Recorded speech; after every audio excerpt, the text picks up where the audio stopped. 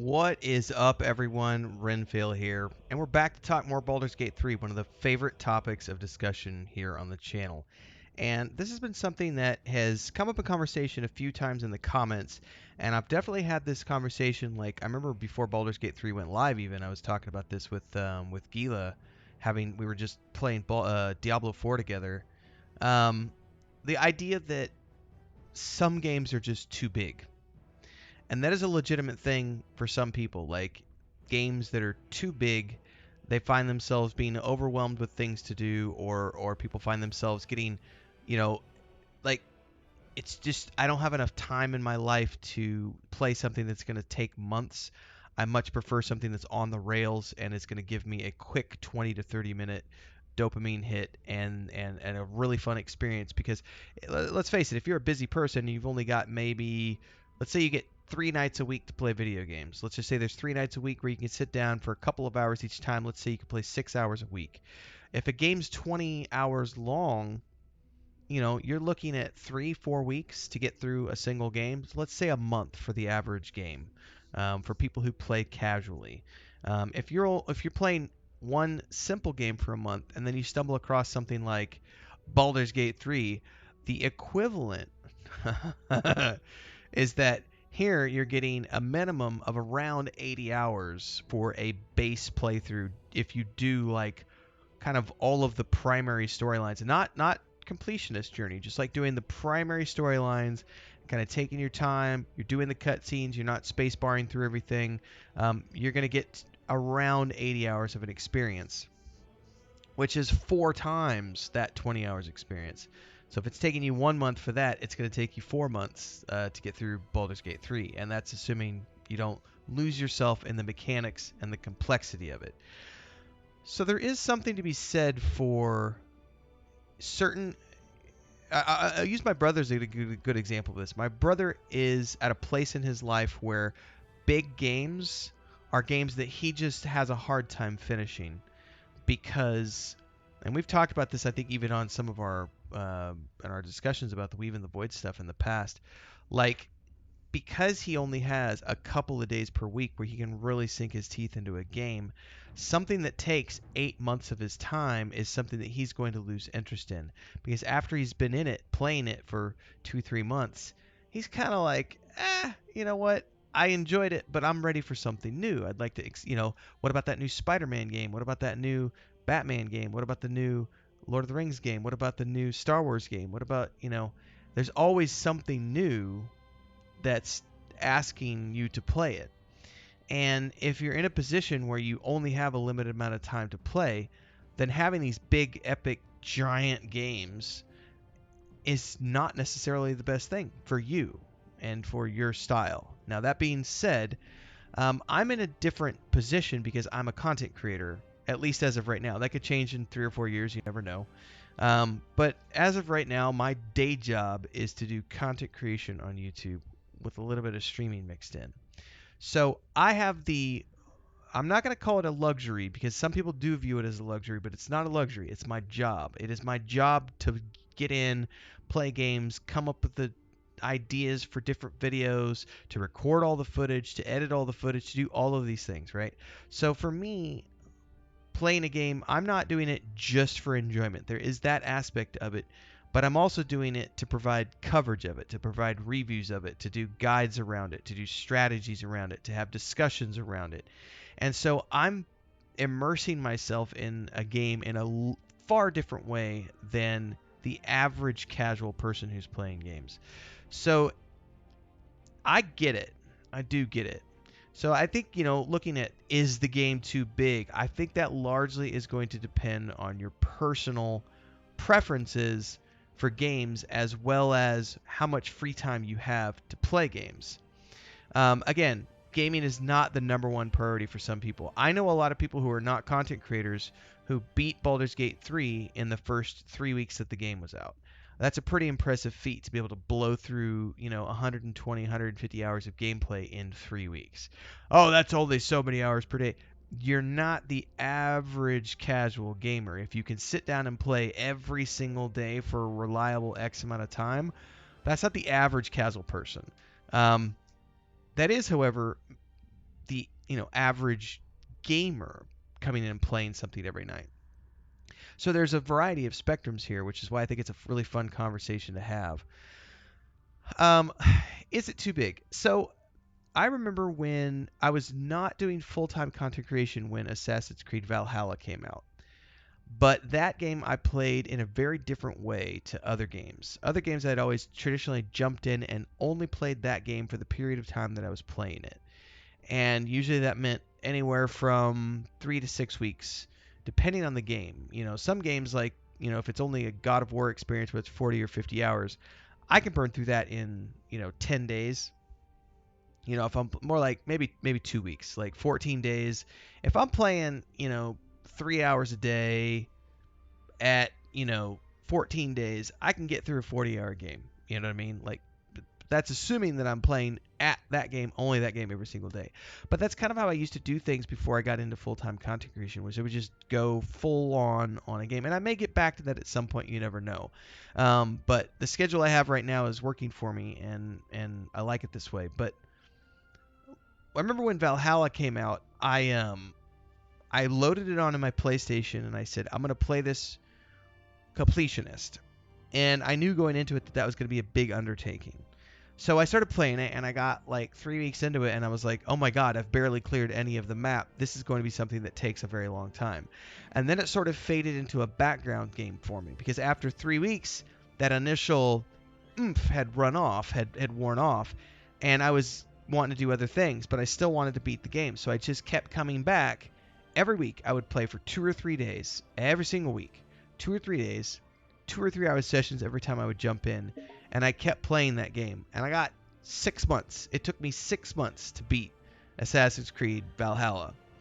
I'm flashing forward now to where I am with Baldur's Gate 3, and I'm coming up on, when did I don't even remember now. It's so long ago. End of August, so, right? All of September. No, hang on. End of July. So August 3rd. Was it August 3rd? So September 3rd, October, 2 months in, right? I still haven't beat our first playthrough of Baldur's Gate 3. And I have a lot of people in my community who beat the game in the first 2 to 3 weeks because that's the only thing they're playing. And that's the way I used to play games as well. But nowadays, the way I play things is I play one game primarily, but then I'm also needing to do first impressions and videos of lots of different things to keep variety on the channel so that my channel doesn't become all about one thing. That's important to me. It's part of my strategy. So a game like Baldur's Gate 3 is great because it provides me, the content creator, with 6 months of content or more, potentially, as long as the audience keeps tuning back in. And that's the key part. Are there still people who are going to be enjoying this game in the months to come after the initial rush has worn off for most people? Because a lot of the hardcore gamers have already played through the game 2 or 3 times, and they're off to Lamplighter League and, whatever. They're off to the next big thing. Cyberpunk 27, they're on their second playthrough of that. They've already done 2 playthroughs of Starfield. I still haven't finished my Starfield playthrough. I did finish my Phantom Liberty playthrough, but I have not finished my Cyberpunk 2077 playthrough. And I'm kind of balancing these all three together, and all three of these games are massive games, which is why I wanted to have this conversation, because I will say that for me, I'm like a kid in a candy store right now because I'm immersed in 3 different games that are really big, that each offer, I would argue, a minimum of 200 hours of gameplay per game. Things like Cyberpunk 2077 and Starfield, where they have the procedurally generated quests going on top of things, sort of provides you with an unlimited amount of content in those games if you want to pursue those side quests. Whereas Baldur's Gate 3 very much has a more, handcrafted approach in that nothing is linear, nothing is automatically generated.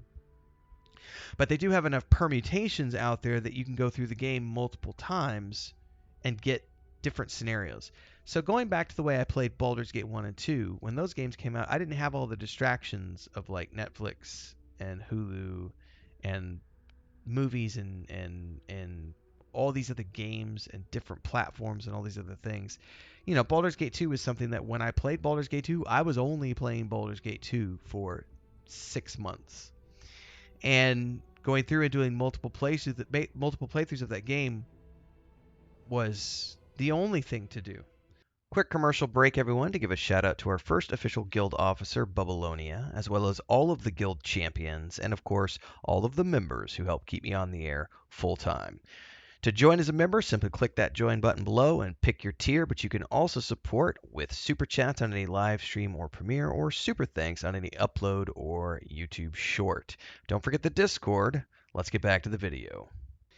Now, where we are with Baldur's Gate 3 is that we have this massive game with lots of other things happening. The question is how many people are going to be able to stick it through and do 3 or 4 or 5 playthroughs. I think you'll find a small hardcore community that are willing to do that. But for many people, the game it feels unapproachable. It feels overwhelmingly large and overwhelmingly complex. And I know those of us who love big games, it's easy for us to sit here and say, well, that's perfect. That's exactly the way a game should be. That's not necessarily the case. There does need to be variety in gaming to provide lots of different people with different avenues of enjoyment, which is one of the reasons I've been very reluctant to jump on the bandwagon of people who are saying, oh, Baldur's Gate 3 is going to inspire a new generation of RPGs, and all companies are going to want to make games like Baldur's Gate 3 moving forward. And I have to sit back and go, I hope not.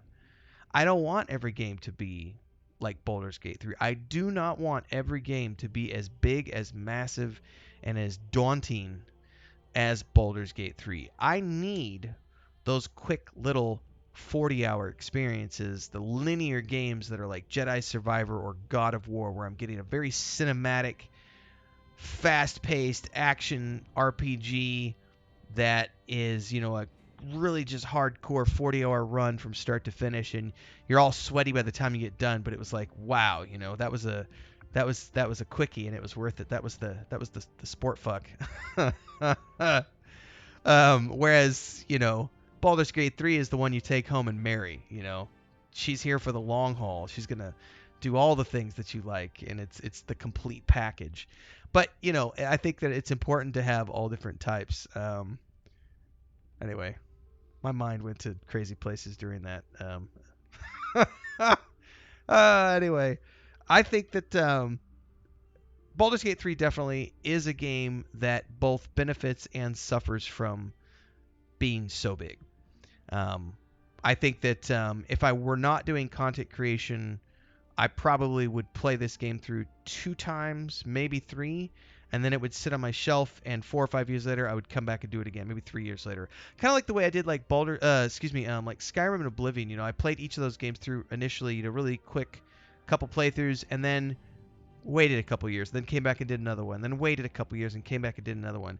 Baldur's Gate 2, every 2 years, every 3 years, I've gone back and done that ever since the enhanced editions came out. Or Baldur's Gate 1, 2, Icewind Dale 1. I wish they would have done 2, but source code got lost. There's something to be said for big games that have that staying power. But it's a big game, everybody, and that can be overwhelming for some people. And recognizing that without criticizing it is an important part of the discussion, because there's lots of different games and there's rooms for all type. In any case, love to hear your thoughts. How many hours did you get out of your first playthrough in Baldur's Gate 3? I think I'm coming up on 150 hours for my druid, and I still haven't beat the game yet. And I don't know where I'm at in the scope of Act 3. I'm going to be doing a different video later this week about how big Act 3 is, because as big as Act 1 and 2 are, Act 3 is bigger than both of those combined, which ties into this conversation of, how big is, too big, because, getting a streamlined, say 20, 30 hours out of Act 1 and 15, 20 hours out of Act 2, and then you hit Act 3 and it's like, oh no, now we're going to spend 100 hours just in the city of Baldur's Gate and all the things that are going on here. It's pretty amazing. So I'll be talking about that in maybe not the next video, but one of the videos that's coming up this week on the Baldur's Gate 3 playlist. So Druid streams are happening daily at 11 a.m. We're still finishing up that character. I've got a Drow Sorcerer who I've been doing Let's Play episodes from and all my guides with, so check out those as well. Like, subscribe, hit the bell icon, all that stuff. Check out the other playlists. We are also playing Starfield and Cyberpunk 2077 alongside this. We're prepping for Rogue Trader in December. We've got a bunch of games coming up in October, like Lamplighters League and Forza Motorsport and Juica and a bunch of other stuff from Game Pass that we're going to be trying. So stick around for all those. Support if you can with Super Chats, Super Thanks, memberships. Get access to the private member videos. Check out the Discord down below. I'll see everybody in the next one.